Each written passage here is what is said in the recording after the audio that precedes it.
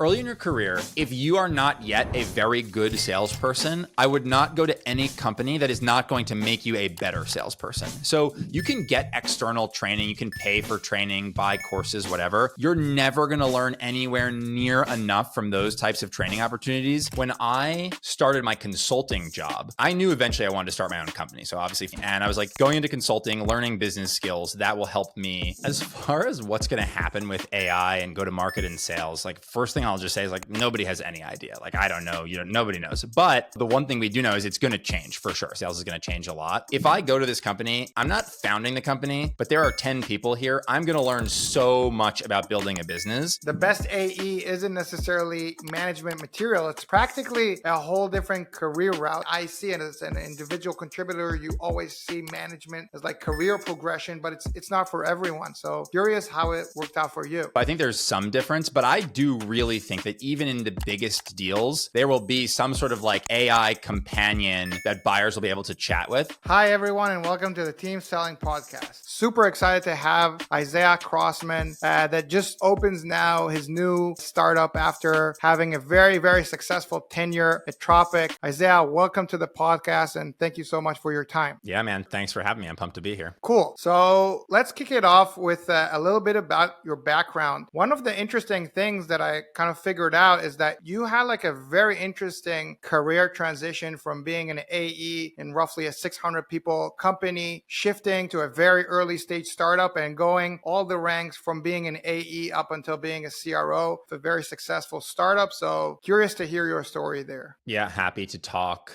about the story a bit. I think a lot of salespeople, individual contributors are thinking about how can they get to the next level, like eventually head of sales or VP or CRO, whatever. I was thinking about those things for sure. And so maybe chatting a bit about that helps some folks think about how they might be able to like short circuit that process a little bit. So I started my career in management consulting. I did 2 years there. And then I've gotten so lucky so many times in my career. I went to this company that was called BounceX, then it became Wonderkin, still around, cool company. And somebody told me they hire a lot of consultants as salespeople. So I went in there as an AE and I spent almost 5 years there, and they had just unbelievable sales training, which, by the way, like if you're trying to pick the right company and you're early in your career, finding amazing training is a no-brainer. So spent 5 years there, got promoted a couple times, and I met Dave Campbell and Justin Etkin, the two founders of Tropic, at BounceX, at Wonderkind. And I was getting ready to leave there, knew I was going to be done at the end of the year, had told Wonderkind that the prior year, and Dave texted me. It was just perfect timing. And so Tropic was 10 people when I joined. It was like 5 people when I was interviewing. And yeah, I went in as an AE, and I knew there was a chance I might get into leadership there, but I wasn't even certain I wanted that. Like the idea of it was interesting. I was like, oh, the idea that I could run the sales team is cool, but I love being an IC. And so the thing that was really special about Tropic and the leadership there, especially Dave, was he at every turn basically told me what would have to be true to get to the next level. If I did X, then I would get Y. And he was always true to his word on that. And he helped me get there. So yeah, I had like a pretty crazy run. Again, I was very lucky, like right place, right time. Tropic was the perfect product, amazing company. And I did work really hard. And, I tried my best to deliver, obviously. And that worked out. But yeah, it was a crazy ride there. I'm happy to talk about like some of the things I did, or some of the like the process of becoming head of sales from AE was kind of a funny one. So I know we can go wherever you want, but yeah, it was a pretty crazy ride. And I'm pumped to obviously be starting my own thing now. So yeah, that was kind of the journey, at least, to get here. Totally. So I'm curious about the shift and joining Tropic. Like there are so many people listening to us that are like SDRs or AEs, kind of trying to figure out what's their next best route in their career. And at least from my perspective, I'm always telling them, go to early stage startups. You have like maximum growth potential there, but you really need to look at the founders, practically need to analyze this company like a VC. Who are the founders? Who invested in this company? What's the growth trajectory? Was that part of the consideration, or it was just like a personal connection that you really felt that you believe in the founders? 100%. So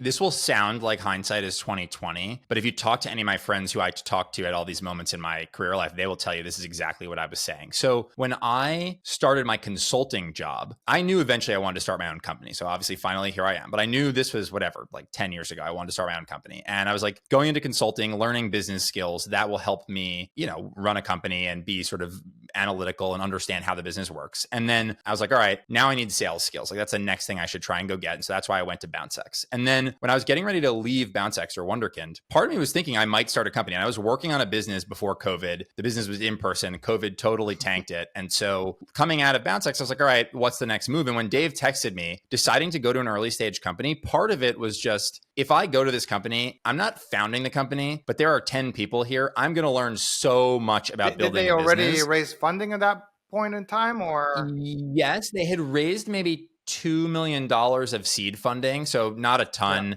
And that was in like the very heady, ZERP days. So it really wasn't that much money. We did then raise the Series A maybe 4 months after I got there, 5 months after I got there. And then the Series B like 10 months later. So it was a quick succession in those, in that period. And we can talk about how we got there. But the thing was like, so Dave hits me up. I'm thinking, I want to start a company, but this is going to be an amazing experience. But the other thing that happened, so Tropic had a slightly different business right before I got there, which I didn't love because I'd been following along with what they were doing. I didn't love the original idea. And Dave texts me, and in my head, I'm like, didn't love that first business, but let me like look at the website before I make a sort of snap decision on this. And I go to Tropic's website, and they had just pivoted to basically what we've been doing since then. And immediately, I was like, I could sell this product 100%. It was like helping CFOs save money. I could see where the economy was. I knew my skills. I just instantly gut reaction was like, I know this can be successful. And I've posted about this a couple times on LinkedIn, but like I had a lot of success in the first 6 months just selling as an AE because I went in there just really believing in the product, really believing in my ability. So I totally agree with what you said. So you built like the sales process, like you build the decks, you build like the methodology, you build all the infrastructure also of tools. I mean, so when I got there, Dave had sold maybe like $1 million in ARR up to that point, just him selling himself founder-led sales. Yep. And basically I got there and he kind of like handed the entire pipeline over to me. And then I started generating pipeline. We were generating pipeline in all kinds of ways, a lot of referrals, a lot of investor introductions, all that stuff. And to even say that we created the sales process or I created the sales process, like every single meeting, we were adjusting the deck. Every single discovery call, we were changing the questions, just trying to figure out what would work. So we didn't really formalize any kind of sales process until I became head of sales in, I think it was July 2021. And that was when I started to write stuff down. And mind you, I had no idea what I was doing. I had never managed anything in my life. And so all I was doing was like, what's in my head? What worked for me? Start writing it down. But when I was selling, it was much more like ad hoc every day. What's working? That didn't work so well. Let's try this. Let's change this slide, see what data we can get, that kind of thing. So I don't want to pretend that it was so formal in the beginning. We were really like making it up as we went along. So walk me through kind of like the concept that you were founding AE, you didn't have any management experience. Walk me through the discussions that you are becoming the head of sales and you are also recruiting people under you. So this is going to sound nuts. And this will tell you a lot about, I think, Dave and like his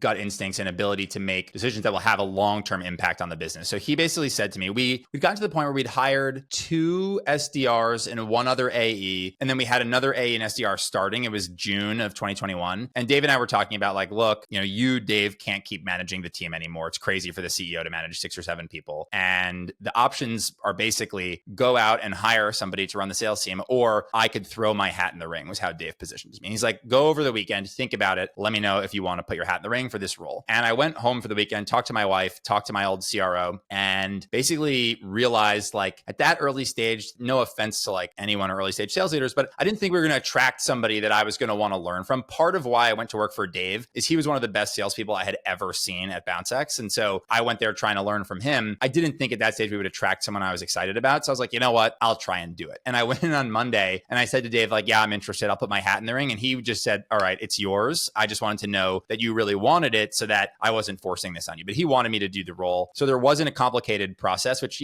is not really how you should run something like that. But back then there was nothing there.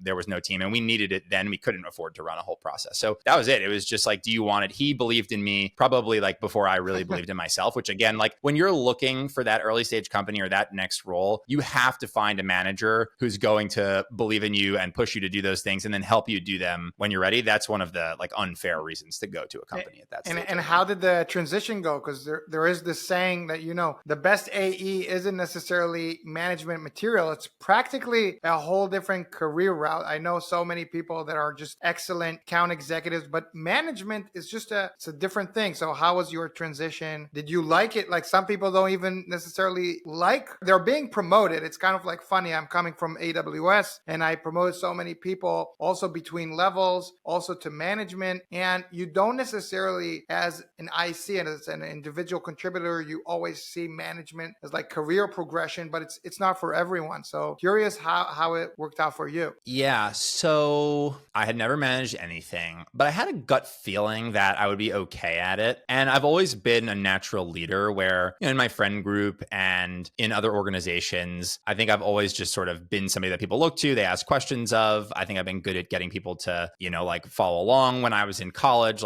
so my main hobby is doing pottery, making ceramics. And when I was in college, I ran the ceramic studio. So I had some experience with leadership, but the things that made me successful, and again, I was just figuring this all out as I went along, is I realized at least that I was really good at teaching people to sell, and really good at just getting people excited to work hard. And combining those two things, that was kind of it. I didn't have any great frameworks for how to lead people or how to do performance reviews or one-on-ones. I just spent a lot of time teaching my team and getting people fired up to come to work every day. And I was hearing things from my team being like, wow, I haven't learned like this in a long time or in any other role. This is awesome. And so it just created this energy where people were fired up. And as a result, they did great work. There was no secret magical management trick. I read a lot of books and did all that stuff. But honestly, it was just teaching my team and getting people fired up to come to work every day. And that framework worked for me for years there. And yeah, the teaching especially, that was the big unlock for me. It was just taking everything in my head and writing it down. And so we would run constant training. And that was at least the first big unlock for me. It was tons of teaching, tons of training. Cool. And the interesting thing, with this growth trajectory of Tropic, of joining so early and seeing massive growth, correct me if I'm wrong, but you were also skip level management to many, many people. You were managing managers, correct? Yep, totally. So at first I managed all the SDRs and AEs myself. And then my first manager hire was a woman named Molly McElgin, who we hired to run our SDR team. And we had maybe 6 SDRs when we brought her in. I think it was December of that year, 2021. So I'd been managing for maybe 6 months. And Molly's still there running the SDR team. She's a total star. And yeah, that was a whole new experience, is taking those people. And then I really was just doing the same thing, teaching them the things that were working for me and getting them fired up to come to work every day so that they would go and in turn do the same thing for their team. And again, no secret tricks, just teach people and get them pumped up to come in every day. And then over time, we started to build good processes. But yeah, managing managers is hard. It's kind of like closing late stage deals where the sample size is just so much smaller, right? So even if you're managing a lot of individual contributors, you just get so many at bats. But at at the time when the Tropic team was the biggest, I probably had 4 or 5 direct report managers, and then only some of them had managers beneath them, and then individual contributors below them. So there was usually 1 or 2 levels between me and the ICs. But yeah, you don't get a lot of at bats, you don't get a lot of repetitions, and so it takes a long time to practice that. And I would say if I'm ranking my skills, being the CRO, the top executive in the revenue org, was my least favorite and least good skill. Training the team and being an IC, those are my number one skills for sure. And then building the systems, building the processes. I said I like to do pottery, that kind of putting things together is my favorite. But being that executive and managing managers, that is a totally different skill. And honestly, my least favorite part, I don't know, I'm a very honest cards on the table person. I think everybody likes to pretend they love every part of the job, and I'm not ashamed to admit that was my least favorite part of the journey, honestly. It's super interesting because it connects to the fact that people just see growth as someone said, this is your steps, but in the end, it's what you like, what you prefer. And I think it totally makes sense. I think my favorite part of the journey, honestly, was probably when I was VP of sales. That was when I was in the trenches every day and I was teaching as much as I possibly could. I was working on deals, less executive sort of process, bureaucracy, that kind of stuff, which that is super necessary just for me, not as intellectually stimulating. And that, by the way, is a big part of why I'm starting a company, because I think the work that I'm now getting to do as a founder is much more suited to what I like to do every day versus just being an administrator of the revenue organization, which for me isn't as much fun. And so I think for, AEs, SDRs who are thinking about getting into leadership, there's also a big difference between frontline or second line management of salespeople and that sort of long-term executive vision. And both of those are totally fine, just very different kinds of work. And you have to be thoughtful about what you actually like to do every day. And I think I was successful as the CRO. I just didn't love doing it the same way that I loved being in the trenches every day. Cool. So it's an interesting segue really from your VP sales and then CRO position. Curious to hear how, we're in the midst of an AI revolution. There are so many people that say that's the future all in on AI SDRs or AI across the whole stack. There's like the other end doesn't believe that there's a big impact. Curious to hear what are your general thoughts about AI and go-to-market teams? So as far as what's going to happen with AI and go-to-market and sales, like first thing I'll just say is like nobody has any idea. Like I don't know, nobody knows. But maybe the one thing we do know is it's going to change for sure. Sales is going to change a lot. So I have some thoughts on where I think revenue, sales, go-to-market will evolve, but most of it is, very theoretical and probably like 5 years in the future. The biggest thing that I'm confident in is that buyers in the future will have way more information. I think that buyers will come into their conversations with salespeople much more informed. And I think some buyers will choose to basically interact with like AI salespeople for the entire sales process. I'm sure some buyers will prefer. It's curious because I'm trying to see where we're aligned and where we think differently. Because I think I hope there's some disagreement to make it interesting.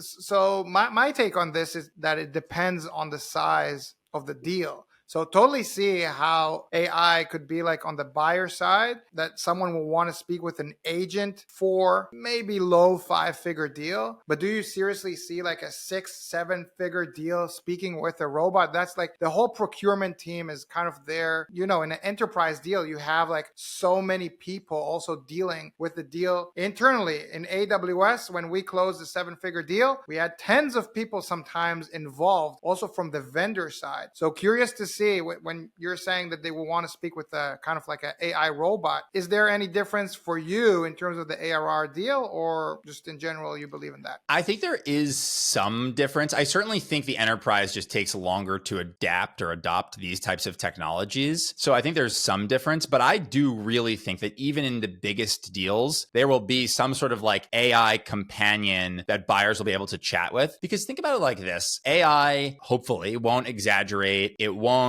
push one thing or another. It will be able to be sort of fine-tuned either to the specifications of the sales team or the needs of the buyer. And I kind of think the buyers will in some ways have their own AI. Like enterprise buyers today, they send out RFPs, right? If you're buying something really expensive, you put out an RFP, you get bids from all kinds of companies. I think that process sucks for literally everyone, but I think that will evolve to be much more AI driven. And if I'm one of those 10 people who's involved in some big enterprise purchase, I think I'm going to want to be able to quickly ask questions of a bot and not need to get on a call with the salesperson. I think I will still get on a call with the salesperson for lots of different reasons during the sales process, but I think there will be real like asynchronous exchange of information where, buyers will be in an internal meeting that the salesperson is never a part of, where real decisions are made most of the time. And they'll be like, well, wait, can it do X? And they'll be able to go and ask that question of the AI without needing to get on the phone with the sales rep. So I think a lot of communication around like the core facts of what a product can or cannot do will certainly be delivered asynchronously without the salesperson there. Maybe more of the ideation at bigger, for bigger deals will be done with the salesperson. So figuring out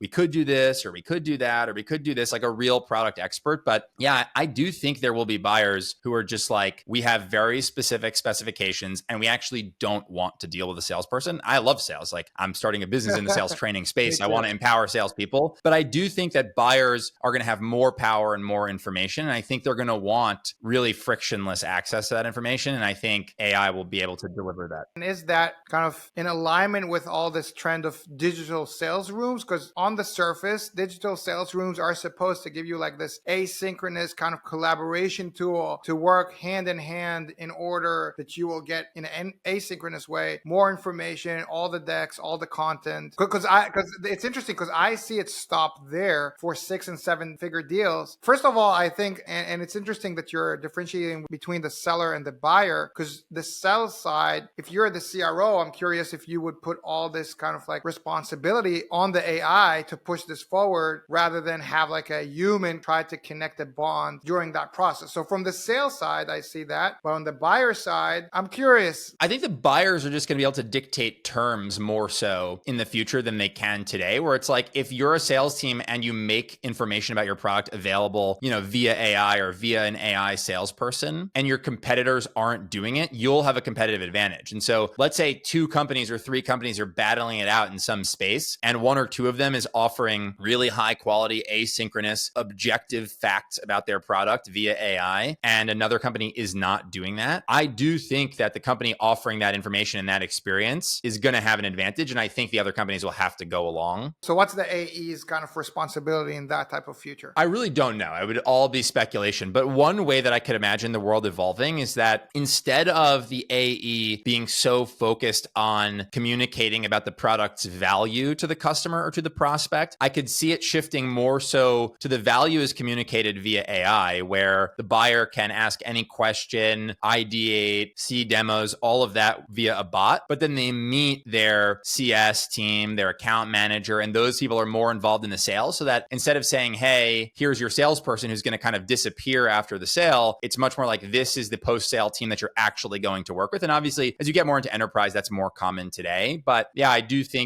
also think that salespeople over time, I think sales and marketing will converge a bit more in the AI world where it's like you're going to be, great salespeople and great marketers will be very similar, and they're doing things at scale, pulling levers, sort of seeding little tidbits that can then be, disseminated in a personalized way to a ton of people. Like we're seeing this now with, is it SendSpark and their ability to like customize the beginning of a video with the prospect's name, even though the salesperson never said it. And so it looks like it's a personalized video. I've never used it, but the demos are cool. It's like, it looks like it's a personalized video to the buyer, and that technology will get so much better so fast. And so I think the great AEs will function a little more like marketers. I think great marketers will function a little more like AEs. And one future I could imagine is the AE sort of sitting in this like command center, controlling all of these different channels where AI is helping them sell. I don't know exactly what that will look like, but I believe there will probably be a little bit less direct, like on the phone selling, and a little bit more, operating various AI powered tools to help the customer get information. It's super interesting because I totally see the future that you're describing, more top of funnel, more SDRs being responsible of that command center, working hand in hand with marketing, having very strong AI tools that really leverage on one hand the fact that there are things that humans just, I believe, will do better, like the personal connection. And the more AI will be adopted, also people will want, like, it's interesting that you mentioned it because I do see also a future where if everything is AI, then the human connection becomes more important again. So it's like kind of like going to be an interesting dynamic there. But I definitely see how AI impacts in the really top of funnel in terms of all the things that you mentioned. Here's maybe like a good like proxy for you, which is if you think about a lot of the like PLG motion tools that people just buy for 10, 20 bucks a month, few $100 a year without ever talking to anyone, Loom,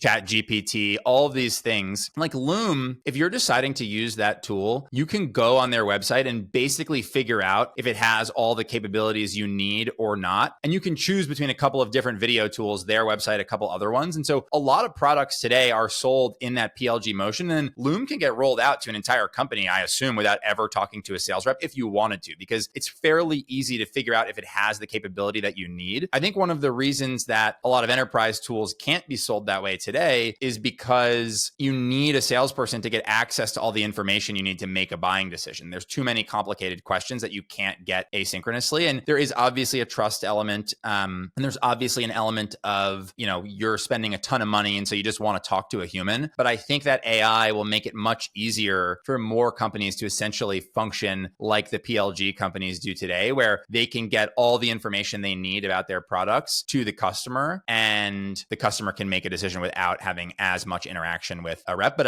I agree with you that it will take a lot longer to reach the enterprise. Maybe never, but I think at some point it will. It's interesting, all the like example in terms of the PLG, like the Looms, the Slacks, because on Lenny's podcast, he has one of the graphs that shows that in the end, all these companies, after several years that they're only relying on the growth of product-led, then they overlay on top of that either sales-led or product-led sales, because in the end, to expand that motion to really have it in the whole company up until now. So it's interesting because you are looking 5 years into the future. Definitely things will change. At the moment, I'm curious if they need the sales team in order to answer questions, or the prospect really needs the human element. So that's kind of like where I'm still not sure.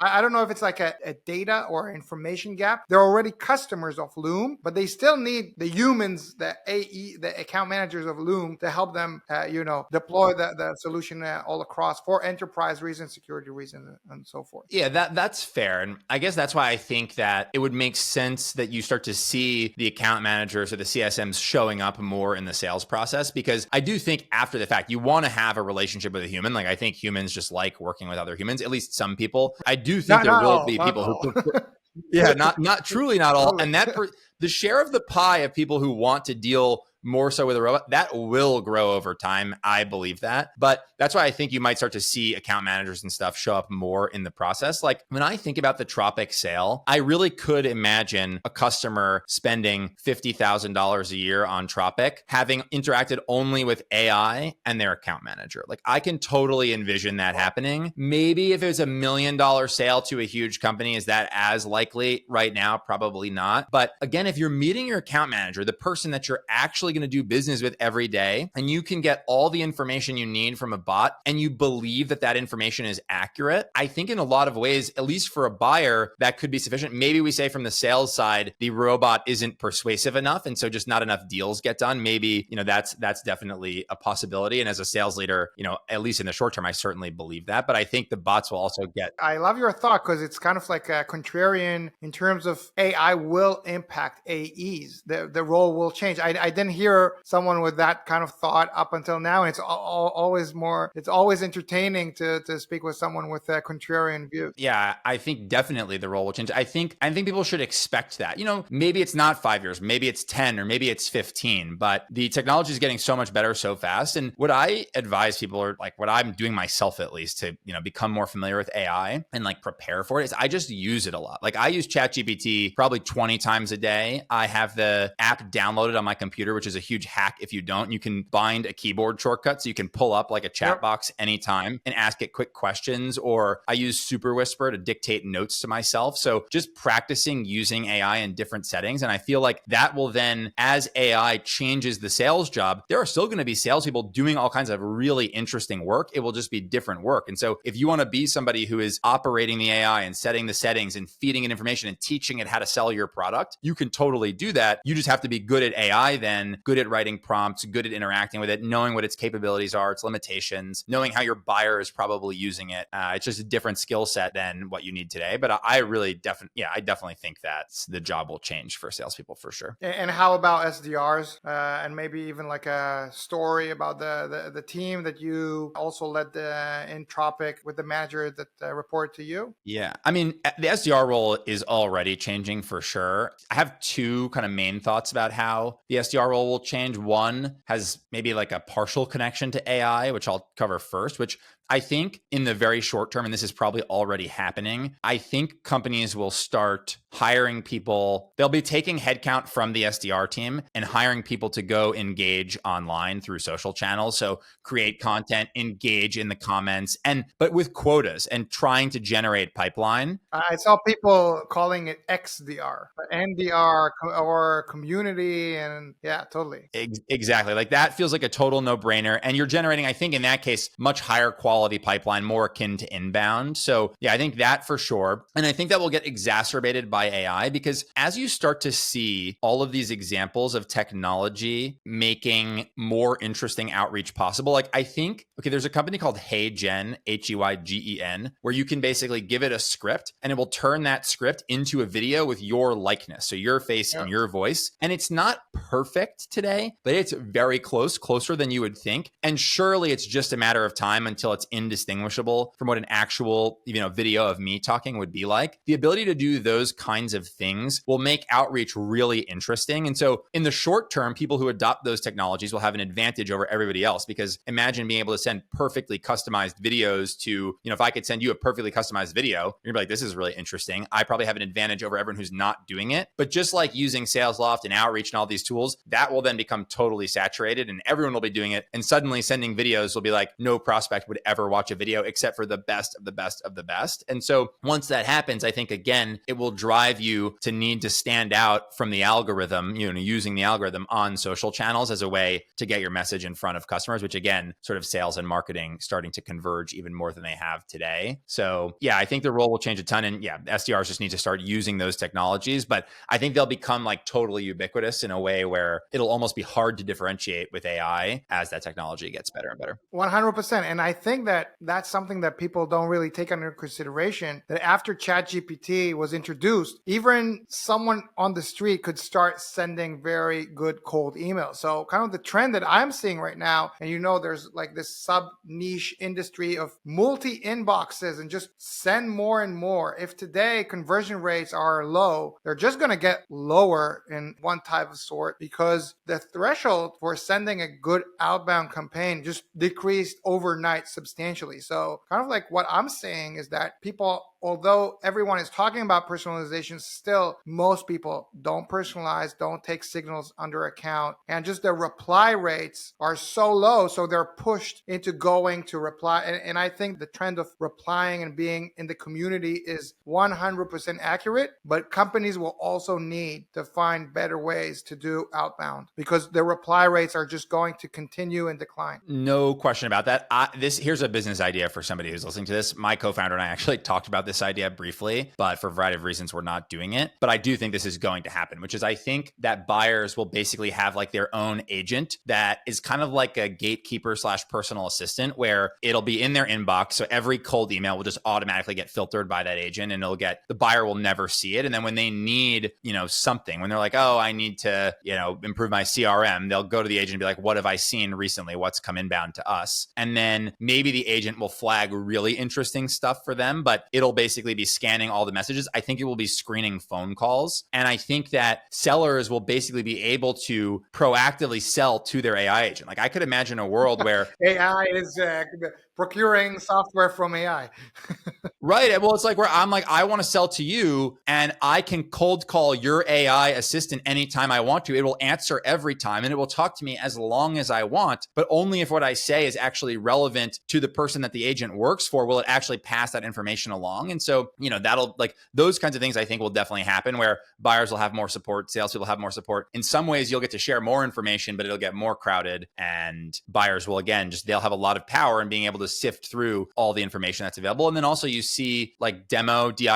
If you're on LinkedIn, you've obviously heard about them. They're showing demos on their website. That kind of thing is, just more information, very sort of publicly available. Buyers will be super empowered with all that stuff. And another trend I'm hearing about is like selling as a team sport. Curious about kind of like maybe an example from Tropic where were you even involved in prospecting into large accounts with your title, getting more responses, or only kind of like the SDRs were trying to do that? Any type of example there? I definitely agree that selling is a team sport. I was super involved in open pipeline, like extremely involved. Like end of quarter, I would be on, no joke, 10 calls a day sometimes. I was involved in prospecting. I certainly would make calls with my SDR team. So I would, when we had folks in New York or we would hop on Zoom, sometimes I would make calls with them. I wasn't doing a ton of prospecting where, I was just reaching out cold to prospect, but we did a lot of work at Tropic, working our own networks or prior connections or people we had sold to in the past. So SDRs were often sending me a one-off email saying, hey, could you send this to this buyer? But we didn't run anything systematic on that front. I could imagine with AI, that stuff becomes much more feasible where,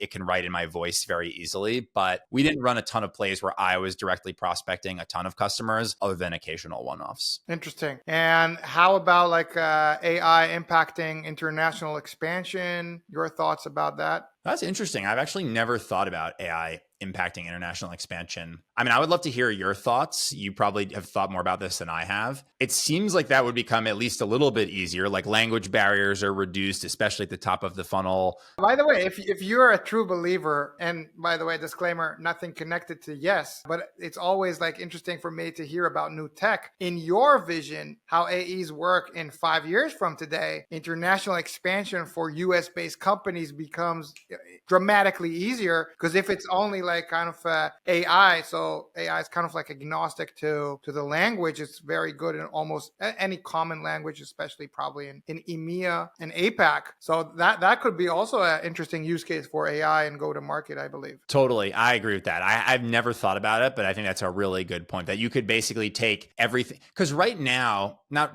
like 3 years ago, if you wanted to like take all of your prospecting motion and go use that in another country, you could translate it like word for word. But with AI, you could translate it word for word and like adjust it for customs and other sort of nuances in selling into a different market. It's actually really interesting. I hadn't thought about that, but that seems very likely to happen and be really valuable on both sides. Because if you're a buyer in another market, you might want access to technology that somebody else has. And so the ability to get it more readily is also really cool. Yet again, if you can just deal with a bot. No, because it's interesting because I'm not as sure as you are regarding the AE in the function that is speaking like AI, speaking with procurement teams. But if you're bought on that kind of vision, international expansion sounds to me like probably use case number one for round B, round C companies deploying it instead of opening, the London or Berlin office. That sounds like a much easier kind of segue into new markets. Yeah, I agree with that. I will say there is already AI talking to procurement teams. I know a lot about this space just because of the nature of Tropic's business, but I talked the other day to the CEO of a company that sells AI negotiation services to Fortune 500 companies. So they are selling AI agents to Fortune 500 companies that goes and negotiates contracts on their behalf. They are negotiating contracts with smaller suppliers. So they're not dealing with the $100 million AWS contract yet, but I imagine those things will converge. But the fact that those huge companies are already buying AI agents to go negotiate with smaller suppliers makes me, that just further increases my conviction that it's coming. Cool, Isaiah. So really enjoyed the podcast. Any kind of like final comments before we wrap it up? The only thing I'll say that I kind of wish I'd said in the beginning when we were talking about going to Tropic and picking your next move, because I think, the AI topic is super interesting, but a lot of people are just thinking like in the next year, what should I do with my career? And I think if you're early-ish in your career and you're thinking about going to a small startup, you should only do that if you've gotten really high quality sales training already, or you are super convinced that early stage company will be able to give that to you. The most important thing early in your career is learning to become an elite salesperson. And then if you can take that and bring it to an early stage startup, that is a cheat code for leaping ahead in your career because, you're just going to get promoted multiple times. You're going to perform really well, especially if you pick the right product. So that was one thing that was kind of sitting in the back of my mind. When you're picking the right company, like earlier in your career, learn to sell at a really high level and then go find some role that gives you an asymmetric, opportunity to create real upside for yourself and get a little lucky if you can. Luck is important. And by the way, it's just a small follow-up question on that. Do you recommend people early in their careers to join a seed stage startup or maybe like a more product market fit startup somewhere around late round A, round B? Early in your career, if you are not yet a very good salesperson, I would not go to any company that is not going to make you a better salesperson. So you can get external training, you can pay for training, buy courses, whatever. You're never going to learn anywhere near enough from those types of training opportunities as you will from working for a manager who makes it their business to make you amazing. So early in your career, you should focus almost entirely on becoming excellent at sales. And then after that, go to the earliest company you can if that's interesting to you. So for me, I was very interested in going to a tiny company. That's why I picked that. But, step one, become great at your craft. And then after that, go to an early stage company. I don't love the move for example, for SDRs. I'll often hear SDRs say, oh, I can't get promoted at my current company to AE. So I'm going to this seed stage startup where they'll give me an AE role. I don't have any data, but I suspect those people fail at a very high rate. Not because there's anything wrong with the SDR who went to that company, but because the company can't make them great. And so I think number one criteria for me, if I was advising my best friend or a sibling who had been an SDR for a year or very early stage AE, and they wanted to make a move, my number one criteria for them would be, is the company you're going to and the manager you're going to be working for, the team you're going to be working on, on, are they going to make you a great salesperson? If they are, the world will be your oyster. You can go anywhere and be successful. But trying to sort of jump ahead in terms of title, but not get the training, I think that's how people actually end up stagnating. So I don't think the stage matters nearly as much as going to a company that has excellent internal training resources to make you great at your craft. Thank you very much, Isaiah. I really enjoyed the conversation, and good luck with your new venture. Yeah, man. Thanks for having me on. This was great. Really enjoyed the conversation as well, and pumped to come back sometime. Ciao. Bye-bye. All right, later.